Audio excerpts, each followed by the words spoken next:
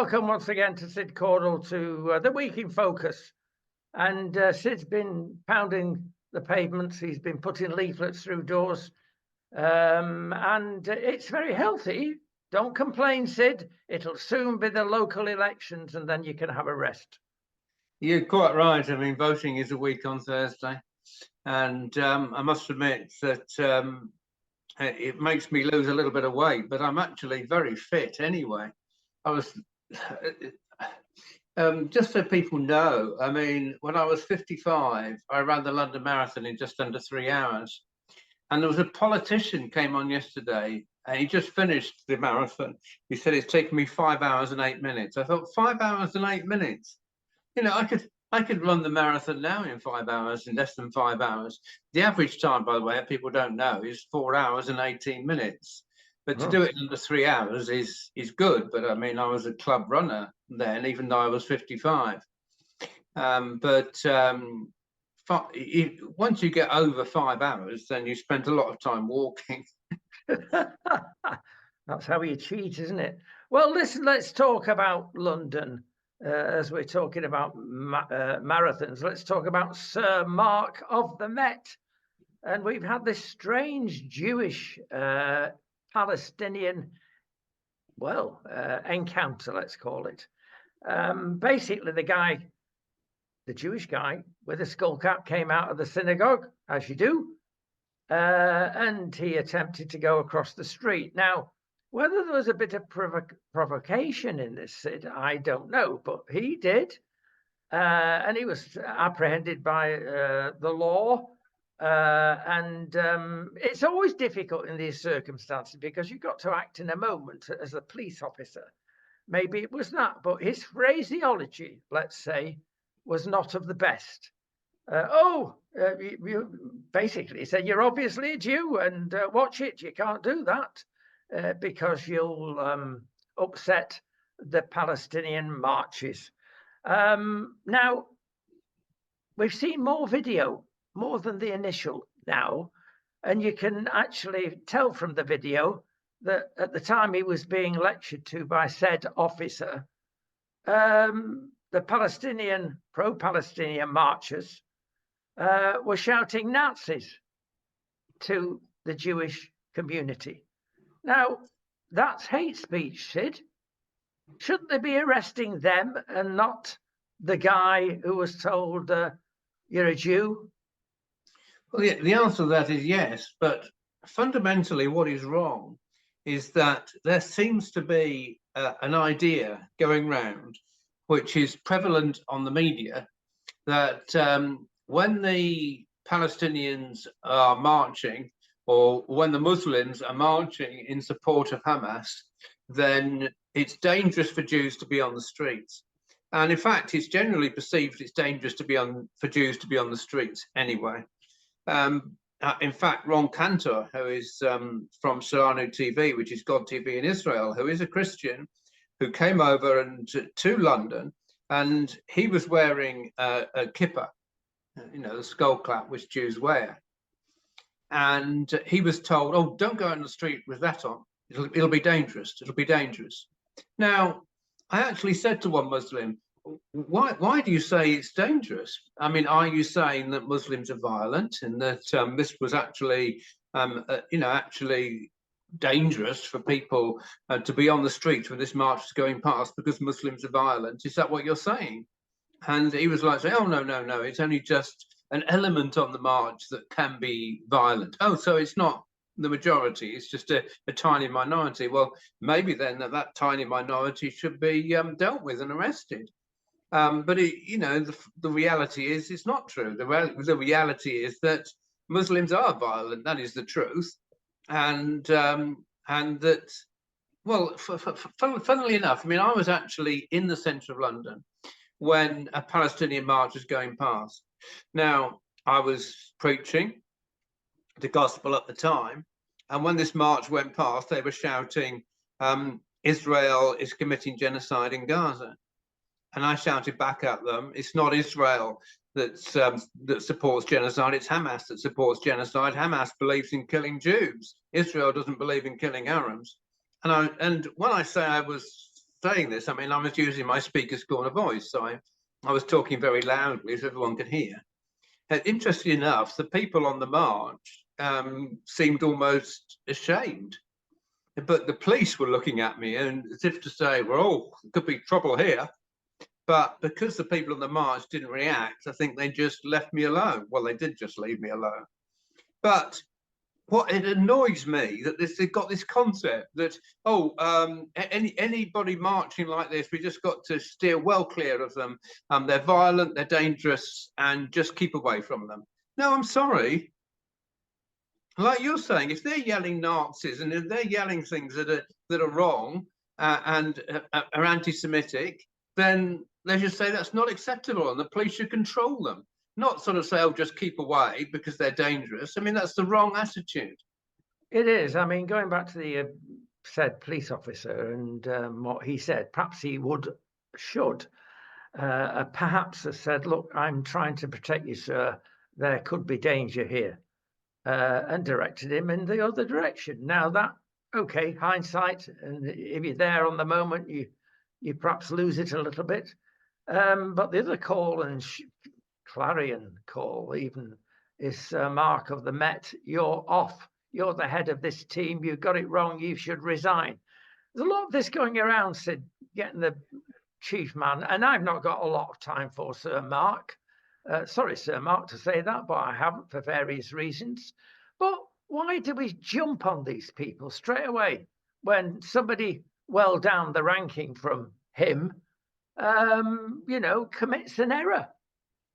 Because it's the culture of the police that's the problem. You see, I'm guilty of calling for Mark Rowley to resign, but I called for him to resign when a police officer said to Harmony London in Oxford Street that she had to stop singing Christian songs because she should only sing those songs in church and she wasn't allowed to sing those songs in public. And what she was saying was complete nonsense. And Harmony London actually said to her, hold on, wait a minute, what about the Equality Act? I've got every right to sing these songs. What you're saying is wrong. And then, of course, she sticks her tongue out at her, and, which was just disgusting. But Mark Rowley said that the police officer had made a small error and it didn't really matter. And I said, hold on a minute. This is an insult to Christians. And you're basically saying it's perfectly acceptable for your police officers to insult Christians. That is wrong. And I'm sorry, you should resign, because under the Equality Act, Christians have got as much right to their beliefs as any homosexual has got to theirs, or any Muslim has got to theirs. And, they would never start, have a police officer stuck their tongue out at a homosexual and started abusing them, or stuck their tongue out at a Muslim, or I said perhaps an equivalent would actually be saying to a Muslim woman, you're not allowed to wear an hijab in London, because, or a niqab, you're not allowed to wear them, the full Muslim covering in London, which you're not allowed in Paris, you're not allowed in France to wear the full covering, but a Muslim could say, but a police officer could say to a Muslim, you're not allowed to wear the covering in London. They're wrong. You are allowed to wear the covering in London. But if a police officer got it wrong, Mark Rowley wouldn't say, oh, it's just a small error, it doesn't matter. Especially if the police officers then stuck their tongue out at the Muslim woman who was wearing the niqab, it's just like, it's disgusting. So I'm sorry, the culture of the police is wrong, and Mark Rowley is responsible for the culture of the police. So I totally agree, he should resign. Well, let's say at this stage, Sid, that not all Muslims are violent. I'm sure you didn't mean that. Is it Islam as a religion is violent? Well, that's right. Yes, it's absolutely right. I'm not saying all Muslims are violent. No, of course not, because I've got great friends in the Muslim community, and they've even invited me to Eid meals, and I've been to Eid meals, which I've got no problem with that, frankly. But, on these marches are different, you see, because these marches are supporting Hamas and they're supporting violence. So I'm afraid the Muslims on these marches are violent Muslims. Well, we've lost it, Sid, as a nation, because France has stopped these marches already. Now, they can do it, and that's the land of liberty in Europe, allegedly, and we can't. Yes. No, I mean, I totally agree with you. I mean, I think Mark Rowley is allowing a culture of people being threatened and doing nothing, and favouring the Muslim community over the Christian community. It's very clear policy, I'm afraid, and also over the Jewish community. And it's a very clear policy. That's why he has to resign, because of the policy. Let's have a look at a clear policy, and we're going to point to Rishi, who appears to have backed down on the Rwanda flights. It will now be nearly 3 months before anything happens, well past the spring deadline, 21st of June. People are asking, quite rightly, look, you could have got this through the House of Lords before Easter. Why have you let it drag on? Now, people are saying also he's deliberately letting it drag on because it's not going to work. And by the time people realise it's not going to work, it's going to be November. And therefore, it wouldn't be a cloud on the horizon and the rain from the cloud. He's going to get it. And that's why he's deliberately putting it off. Is that correct? I don't think so. I mean, I think he thinks it is going to work. And he certainly wants to have it there, in his words, as a deterrent, which is basically what it is, because it's not, we're not going to have thousands of people actually being processed in Rwanda. It'll be probably a few hundred, but he hopes that the fact that a few hundred of the people that get across the channel in boats are taken to Rwanda will basically discourage others from coming. That's what he hopes. I think, frankly, it's not the best approach. Well, no, I mean, why doesn't he get a steamroller? Why didn't he do this before Easter? He can do. He's got the power. Yeah, well, I don't think the whole Rwanda thing is the best approach, frankly. See, the problem he's faced is that both the British courts and the European Court of Human Rights have all said that Rwanda is a dangerous place for people to go to. So, under the European Convention of Human Rights, and they have to accept people and give them asylum to a safe place they come to. Britain could take them to another safe country, but they can't take them to Rwanda because Rwanda isn't a safe country. That's what they're saying. That's an absolute nonsense. And you and I know that. If you look at the stats of their capital, our capital, and they've got no crime compared with London. Well, yes, but I mean, all I'm telling you is that's what the courts are ruling. I think the courts are wrong, frankly. I think they're very wrong.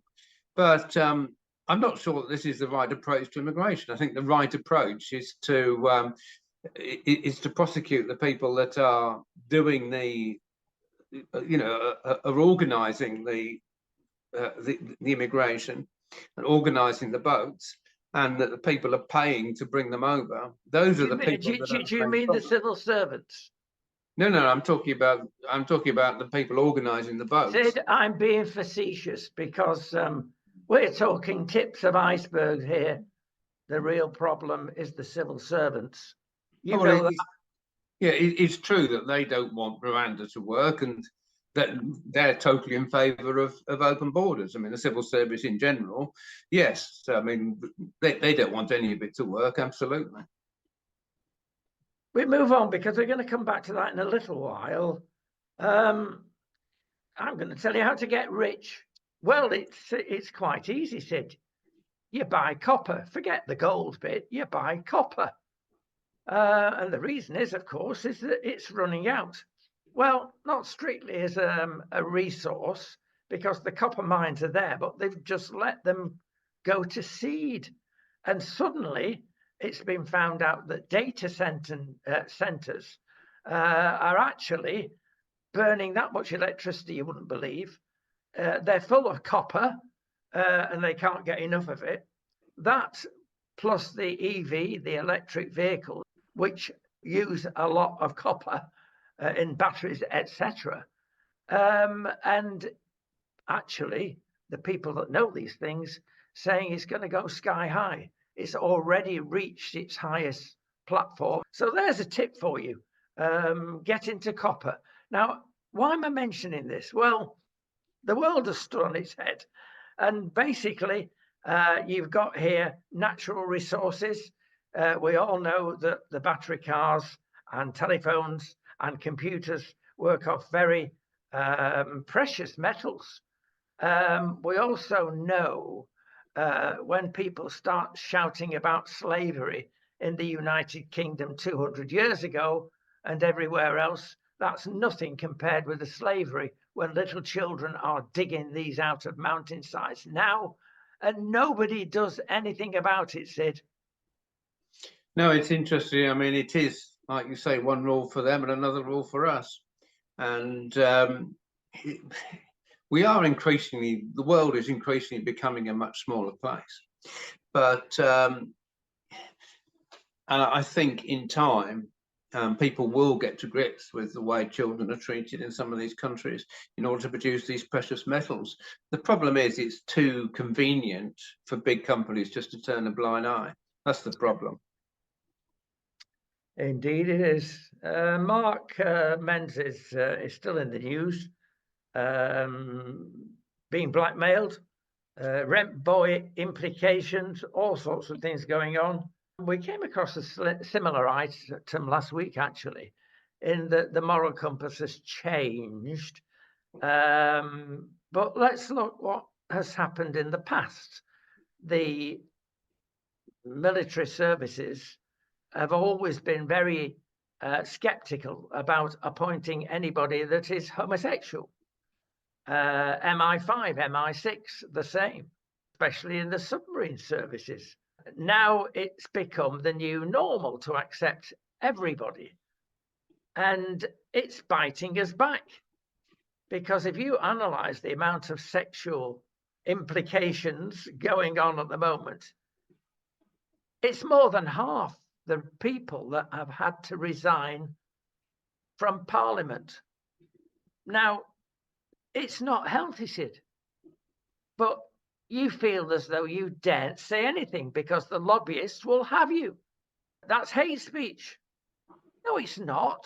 Anybody that's in a sensitive situation, as you are certainly as an MP, and it's beautifully illustrated for what's happened to Mark, is going to find himself in problems sooner or later.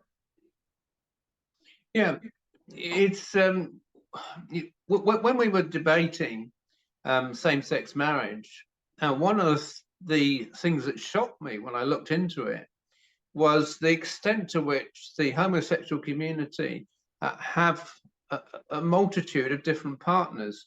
I mean, it's very unusual for homosexuals to be faithful to one partner. In fact, I believe in one bit of research, they found that only 3% of homosexuals were faithful to one partner over a period of 20 years.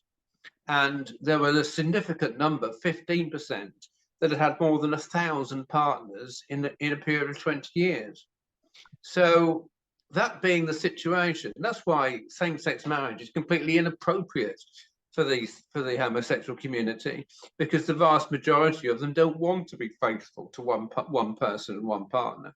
So they're really making a whole mockery of the idea of marriage, frankly. But you see, that being the case, then the homosexual community are constantly on the lookout for new partners.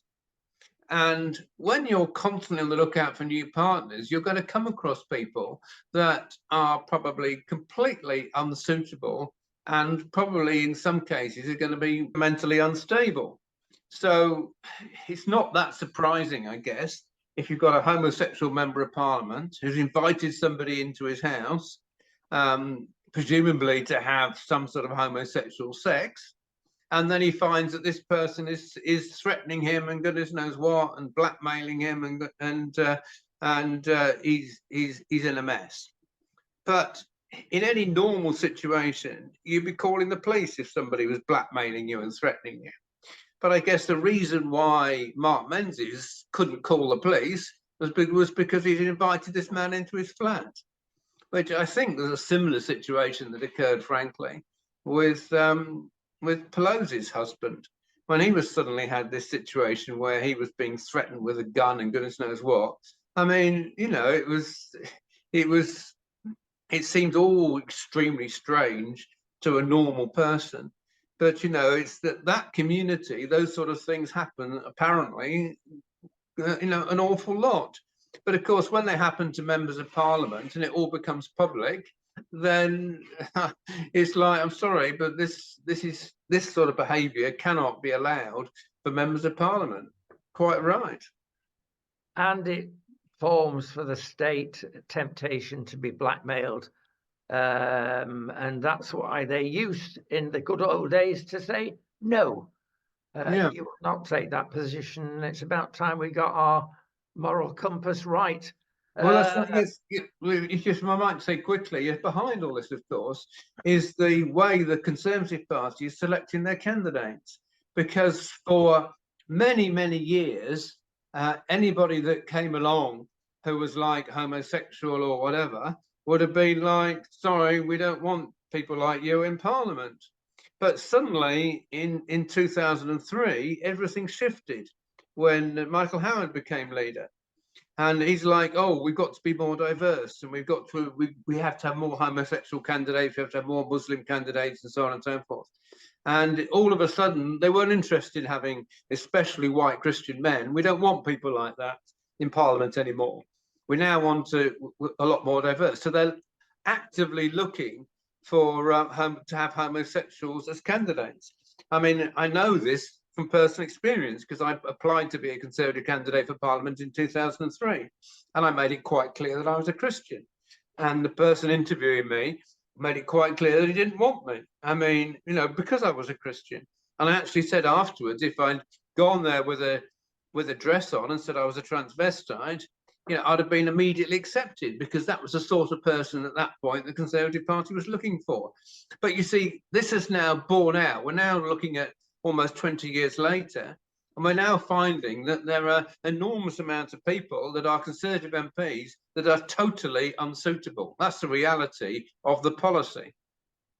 Well, regarding Michael Howard, perhaps Anne Widdecombe was right when she said there's something about the night. Let's move on, Sid, to a difficult subject, and perhaps the most difficult subject we've spoken about in months, maybe years. And it's just at the cusp at the moment. Freddie Sayers heads up an organization called Unheard, and he's been investigating the disinformation industry that's going on in corridors of power, etc. And he was invited to a House of Lords committee, and he spilled the beans, and they were shocked. I was shocked when I saw the recording. It's now available on our channel. I would urge people to watch it. And what goes on, can I say, is very illustrative of what goes on at GB News. If anybody watches GB News, they will see the most second-rate, largely, advertising you can come across, because they've been banned. They don't want the powers that be any success coming to GB News. Well, they've been proved wrong. Great success has been coming to GB News. Well done them. Don't get it all right. Very difficult in the media to get everything right, but they give a different perspective. Now, what happens in the real world? Well, there are people out there that go to big companies and say to them, look, don't advertise with that channel, that radio station, that newspaper, because it's against what we believe. Now, who are doing this? Well, can I mention the World Economic Forum and the people behind that? And if you look at their history, it's evil. And these people are out to get us as a Western society. And we've got evidence, and it's all there on camera, that Freddie Sayers spoke to from the House of Lords about 3 days ago. Must watch. We've mentioned the World Economic Forum. We've mentioned LGBT because they are deeply involved in this. Now, we also mention from time to time, basically, what is cultural Marxism, starting in 1929, a long time ago. And it's a clever way to get Marxism over to the rest of the world, destroy what we have in the West. And they're doing very well because they're starting with the young people. And the surveys that are coming out now, political surveys, are frightening what the young people believe. They've bought it hook, line and sinker. Now, we're talking about freedoms, freedom of speech, etc. What's your opinion of this, Sid? Should it be tackled at government level, or our government, certainly the civil services, parts of it anyway, should it be tackled at government level? Well, I think before government can really get to grips with it, there needs to be a proper open debate as to what's going on. Because if government tries to get to grips with this without there being a debate first, then people will be saying, "What on earth are they doing?" Like you reacted. It's almost like shocking. It's like, this is ridiculous what they're doing. But you see, if there's an open debate and people, are properly informed as to what's happening, that's the point at which government can then start to get to grips with the problem and deal with it. Because there will be a demand. If people are properly informed, there will be a demand to stop this sort of thing going on. The mainstream media have ignored it, Sid, completely. And if Freddie had not gone to the House of Lords committee, nobody would have believed him. They would have just shouted, "Conspiracy!" Yeah, I mean, I agree there is that problem, but I mean, thank goodness we do now have alternative media. I totally agree with you, by the way, what you're saying about advertising, because the GB News is making very big losses, unfortunately. And if the advertisers on ITV and Sky News and all these sort of people on Sky, if they were all advertising on GB News, then GB News would be very profitable because their viewing figures are very high. And it's not that they're not getting advertising because of their low viewing figures, so like you say, the only reason they're not getting advertising is they're being boycotted. But we are, the Christian People's Alliance is still being boycotted by Facebook and still being boycotted by Twitter, even though Musk has taken over. So there's still people in Twitter that are boycotting conservatives. We're basically, when I say boycotted, I mean we're allowed to post, but you can tell that all our posts are being stopped from being disseminated. At one time on Facebook, we were getting up to 2,000 people were viewing a post on Facebook, but all of a sudden that was stopped. And now we never get more than 30 or 40 people look at posts. The only people that look at our posts are people that literally go onto Facebook to search for Christian People's Alliance to go and have a look and see what we're posting. Whereas previously, our posts were appearing all over Facebook, and anybody could suddenly, well, this looks interesting, and could be informed. But it's and the same applies to Twitter. They have a way of actually stopping certain sites which they don't approve of their posts being seen. And it's obvious that our posts are not being seen. And also, interestingly enough, we're constantly finding that the number of followers is going down. So every time somebody follows us, then we have about 10 extra, and then we find we got minus 12. It's quite funny, really, but this is going on all the time. It is. I can back that up, Sid. We have been banned, literally, although we've got round it. I won't say how, from YouTube. They don't believe in what we're putting out there. Therefore, they say, because we have filmed and got artist permission, a lot of music. Now, you're into difficult territory with music because the lawyers that are owned, or the other way around, by artists will gobble you up, especially the American ones. And we're signed off with all our artists we have filmed. Yet Google pick on these and say, you've not got permission. You've sent them the contract. There you are. They ignore it. They never get back to you. So our Google presence, our YouTube presence, Google owned YouTube, is practically zero. And we've always had a good relationship, inverted commas, with Facebook until recently, because they've not banned us. But I tell you what, we're getting magnificent figures, and they're looking at what we're putting out there, and they don't like it. They don't like the truth. So they get certain things and pick up that. Let's name drop Canon Andrew White. You can't get a nicer, peaceful guy than him. They've picked on a video that we've did, or the algorithm, an algorithm has, because he mentioned the word, we think, Baghdad. The algorithm says, we'll flag that up. That's violent speech.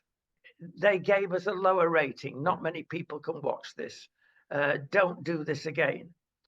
Well, in the last fortnight, we've had 10 incidents, the same videos. Everything we put up for Andrew White has the same. And then you write to them and complain, oh, well, we can't really do anything about this. I'm sorry, is all they come out with.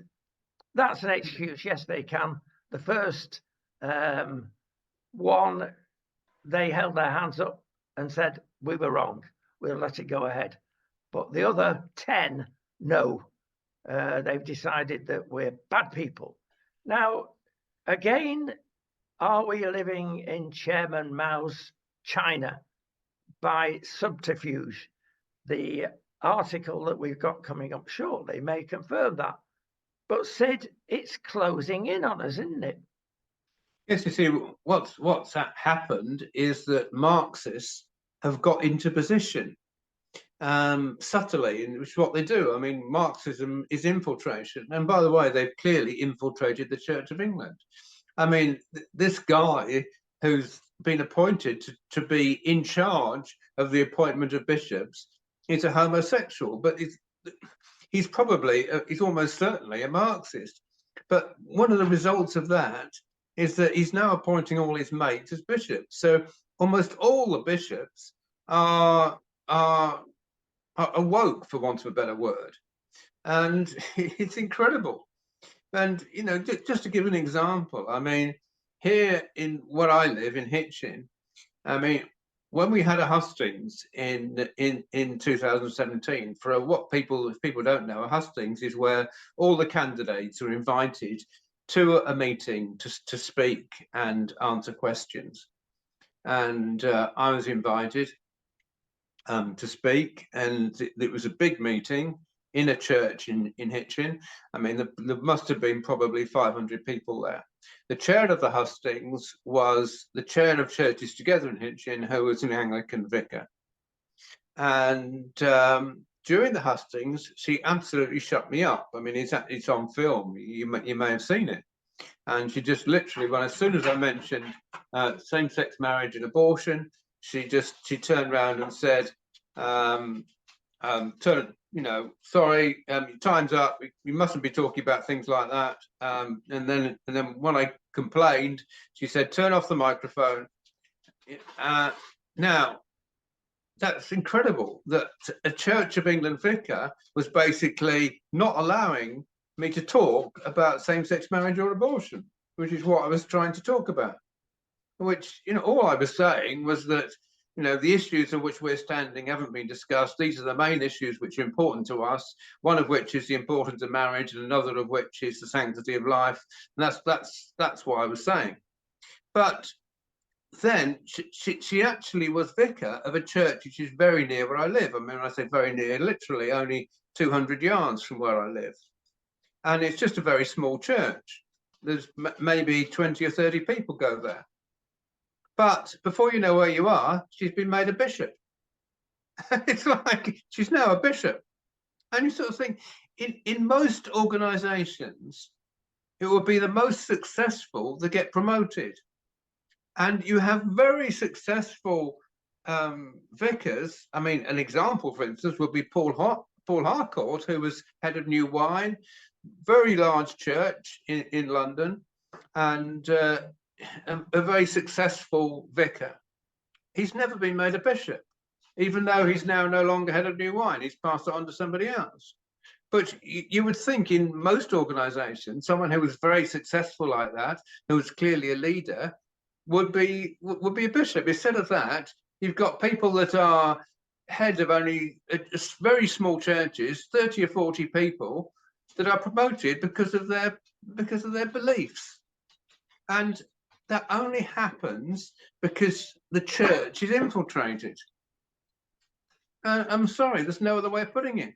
But of course, these Marxists have infiltrated the civil service, they've infiltrated Quangos, they infiltrated massive areas. Their whole aim is to get into position and then appoint people that are friendly to them, and to put a block on anybody who's a Christian or anybody who's who doesn't follow their point of view. That is the reality of what's gone on in our society.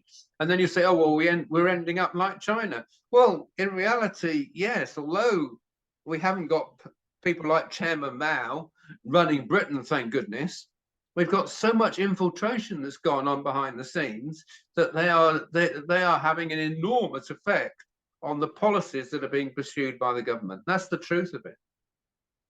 Let's have a bit of light-heartedness, Sid. Angela Rayner. It's not going away, is it? Let me give you some stats. When a story doesn't go away, 9 out of 10 times, they're guilty.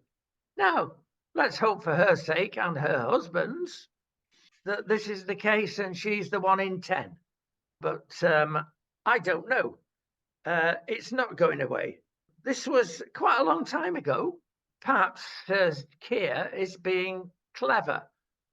He has realised that she's going to be millstone round his neck when he gets into power, and therefore he wants her out.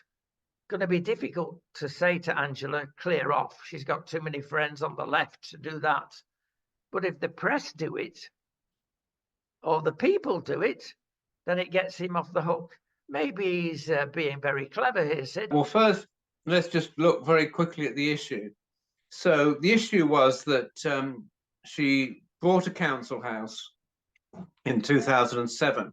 That itself is problematic because there's an awful lot of people in the Labour Party that are totally opposed to council house sales. The Labour Party itself was very opposed to council house sales when Margaret Thatcher introduced it. And Tony Blair's government basically got away with all the incentives, or vastly reduced the incentives for people to buy the council houses. So that itself is an issue.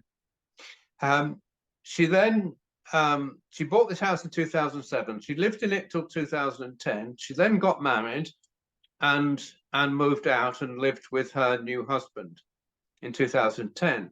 She sold the council house in 2015, claiming that she continued to live in it when she hadn't. So there you've now got the issue of, or two further issues. One issue is honesty, because it appears that she's actually been lying about where she was living. Another issue is the fact that she continued on the electoral roll in the House.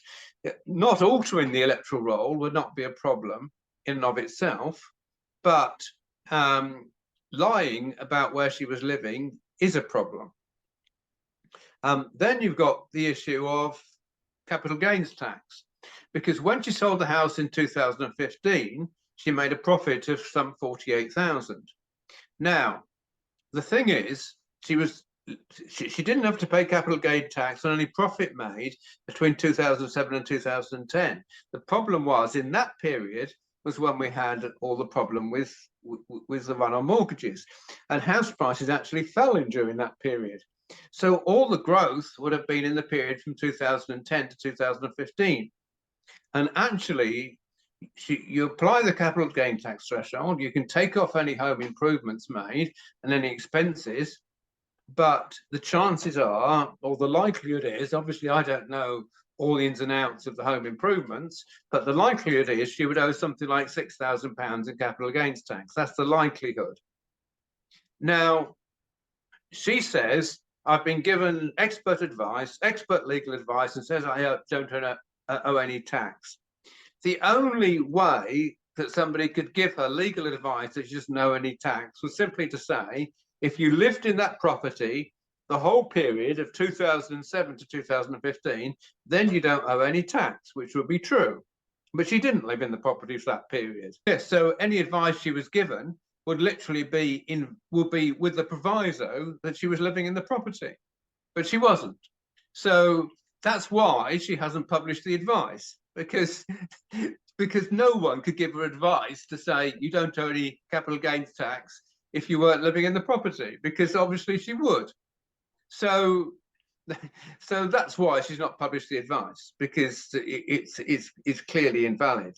Now, as far as Keir Starmer is concerned, he's saying, oh, just one other thing, by the way, the Labour Party are also saying that they're clamping down on people avoiding tax, and this is how they're going to raise billions of pounds of money if they get into government, by clamping down on people avoiding tax. Yet their deputy leader has been avoiding tax. So that's another major problem. Now, Keir Starmer is basically saying, I don't want to know. I really don't want to know. I mean, he said to Rishi Sunak, oh, you know, you, a very rich man, are attacking a working class woman. Well, you see, Rishi Sunak may be a very rich man, but he hasn't been dishonest, or there's no accusation that he's been dishonest over his tax. So because somebody's rich, you know, it's like, that's not the issue. The issue is honesty. And if Angela Rayner has been dishonest over where she was living, and she owes capital gains tax, which she's avoided because of her dishonesty, then I'm sorry, you can't just say, oh, she's a working class woman. You know, working class people can't just walk into shops and shoplift because they're working class people. I mean, and working class people can't avoid paying capital gains tax because they're working class people. And by the way, now, as deputy leader of the Labour Party, she'll be earning in excess of 100,000 a year. So, and also she probably earned a lot of money as well as a union official, because she was a top union official before she got into Parliament. So in that period of time, she'd have been earning probably 70, 80,000 a year at least. So she's not been a poor woman who's got very little income. I mean, you know, I'm sorry, Keir Starmer's attitude is completely unacceptable. And he may well be playing a game, like you're saying, but he can't get away with playing that sort of game. Sorry. Sid, something good out of Brussels. There you go. That's unique. The Media Freedom Act, which will safeguard journalism. Yeah, I think they've got it right. Of course, there are certain axioms in journalism that you've got to always uphold. Amongst that lot, of course, is that you don't reveal your sources, which they've agreed with. Sources have to be safeguarded. They've even said, we want transparency in the media. Now, what they mean by that? Well, it's a good thing, actually. We want to know who owns that paper, that television station. Don't hide behind lots of clouds, lots of clouds out there. We want to know who's the person behind it. Then we can judge whether we are getting fake news or real news. So there you are. There's a goodie for you. Yeah, as far as journalists revealing their sources is concerned, I mean, I think that's a good practice, frankly, because I don't think a journalist should be forced to reveal their sources. Because if they do, if they're forced to reveal their sources, basically it means that they can't do any proper investigation, because people wouldn't speak to the journalists. Because obviously they're not in the same situation as police, where people are forced to speak to the police with pain of arrest if they don't. I mean, people can just refuse to talk to journalists, but people will talk to journalists if they know that everything they're saying is completely confidential. So that's one thing. As far as the general situation with the media is concerned, we talked about this earlier. I think there's a massive, massive problem, and it's international, but there are, you know, conservative medias that are cropping up. I mean, like Fox News and Newsmax. I mean, Newsmax is even more, even better, I guess, than Fox News and GB News now in this country. You've got the Daily Mail, but you see, these are relatively few news outlets. But at least people, if they want to, can actually watch these news outlets and get a different point of view. Thank goodness, which we didn't used to have in this country at all before GB News came along. Because, you know, Sky News, ITN, BBC, they were all pursuing the same left-wing agenda, and their news was always the same left-wing bias. I mean, which is basically the Guardian. By the way, earlier you were talking about Google, and when you put something into Google, I put search for Google all the time, and what normally comes up is the Guardian and Independent, and you know, and so I don't want to, I'm not interested in what the Guardian have got to say. I'm not interested in what the Independent have got to say. You know, I try and look down and then I find Reuters, or, you know, it's just like trying to find, you know, a conservative news outlet, you know, to comment on the news item that you're looking for. You know, it's actually very difficult with Google. There's this agenda, I'm afraid, which is there across the board, which is pursuing this, you know, particular line with the media. It's going to be very interesting to see whether, if Trump does get the White House again, you know, if there is an honest election, if there's an honest election in America, Trump will walk it easily back into the White House. But the question is there going to be an honest election? But if he does come back into the White House, it's going to be very interesting to see the extent to which he's going to be able to get to grips with these problems, because they're very, very difficult to get to grips with. Because, as I say, these Marxists, I'm afraid, have infiltrated so much of the media, so much of the key positions in society, including like the civil service. It's just going to be very, very difficult to get rid of them and to turn back to honesty, because the issue fundamentally is truth. That's the issue. Indeed, it is.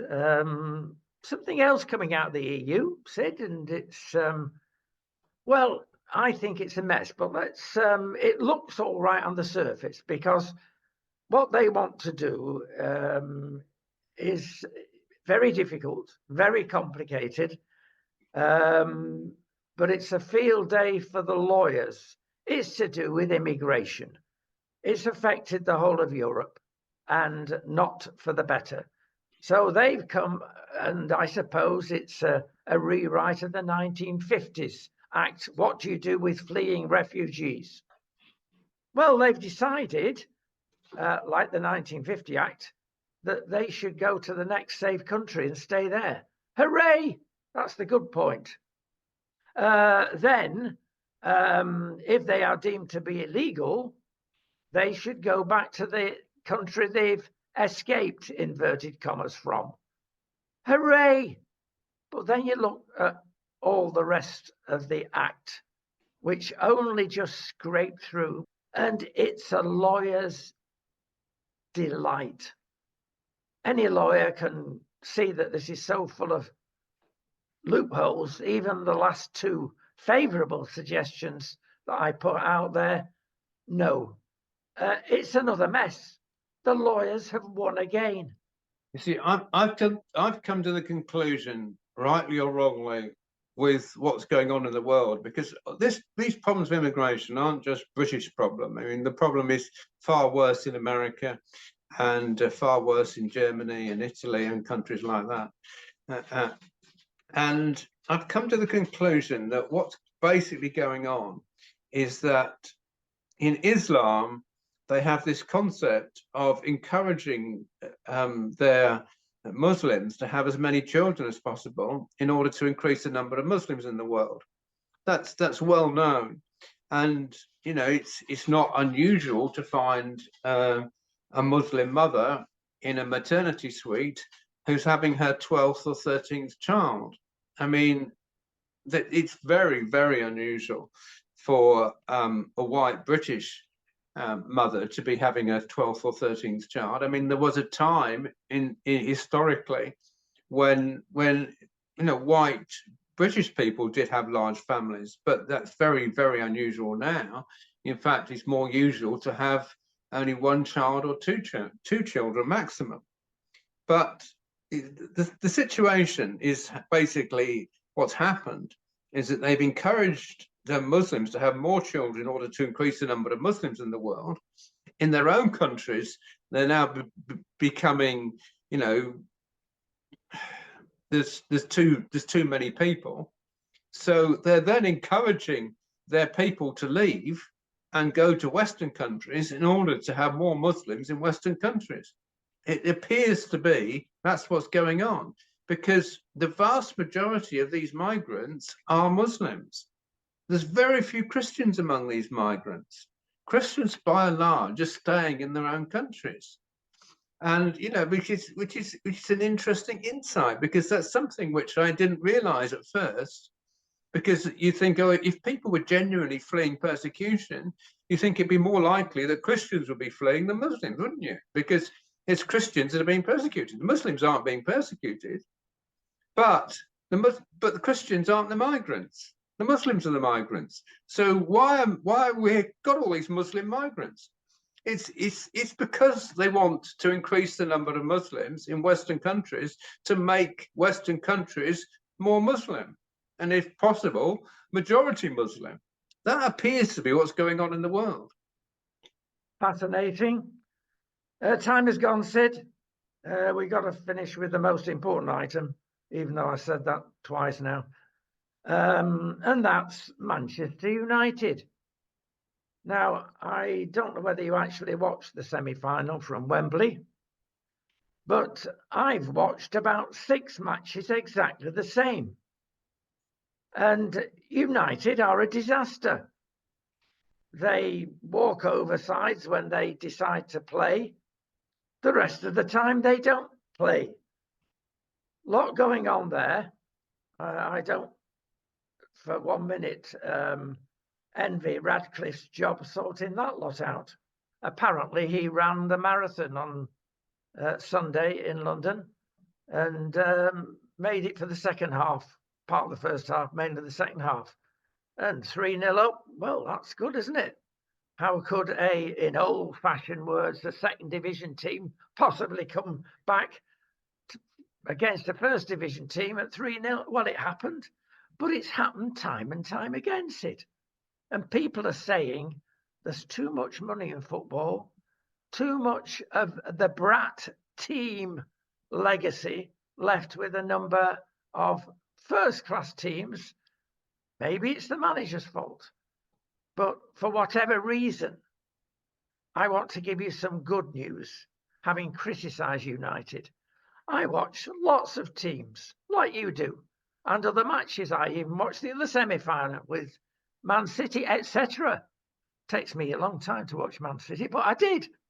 And then it was boring, Sid. Like so many matches are in the Premiership. They are boring. They frighten to lose. Now, maybe that's better than being a scatty Manchester United. Everybody raves, this is the best semi-final ever. Or this is the best league match, which has been said at least half a dozen times when Manchester United are playing.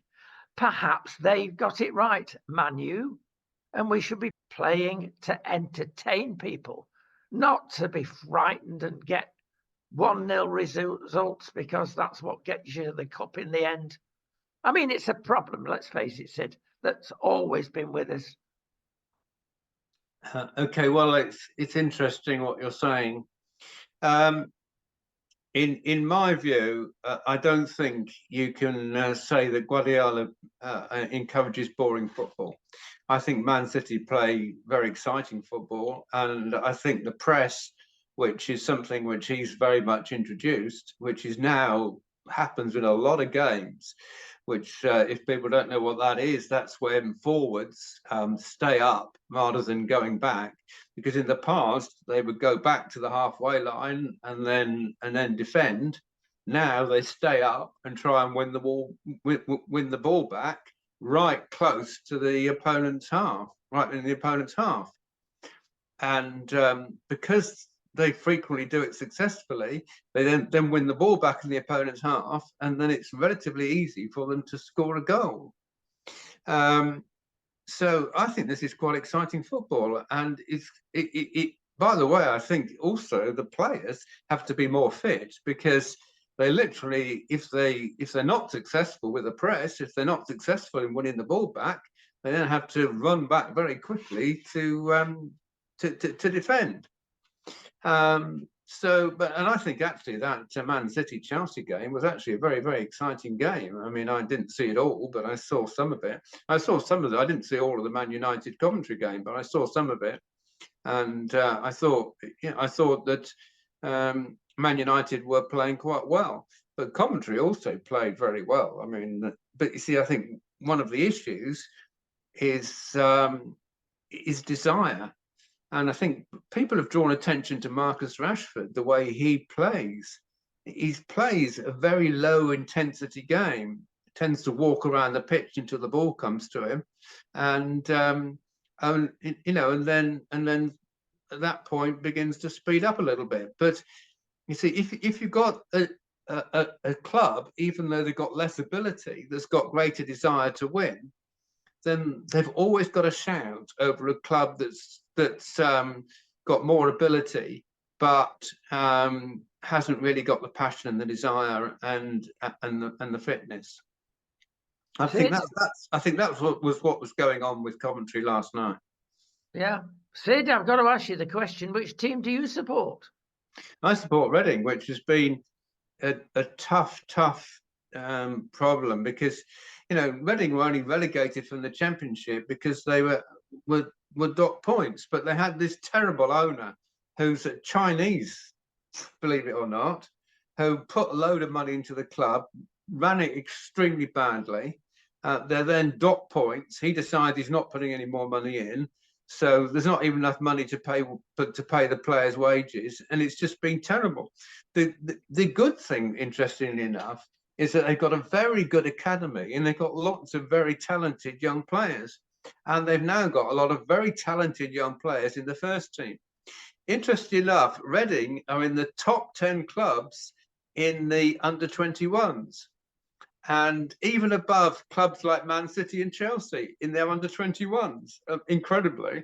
So there's a lot of hope for the future, even though, and the manager is Ruben Selles, who was previously the Southampton manager. He's done a brilliant job with the youngsters, really fantastic job. And they've been getting home crowds of about 15,000, even though they're now in League One, which must have been some of the highest attendances of League One. So, and really the supporters are getting behind Ruben Selles and the very young team that is very talented. The problem is that even in January, they sold about 2 or 3 of their players. They sold their best players then. And there's a great danger that in the summer, again, their best players are all going to go.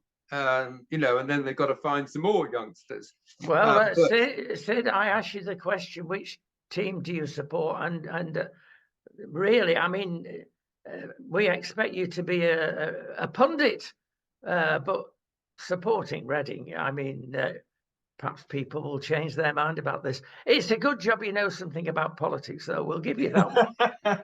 Reading are still holding the record of the number of points per season. 106 points they got in the Championship when they got promoted to the Premiership, and they still hold that record.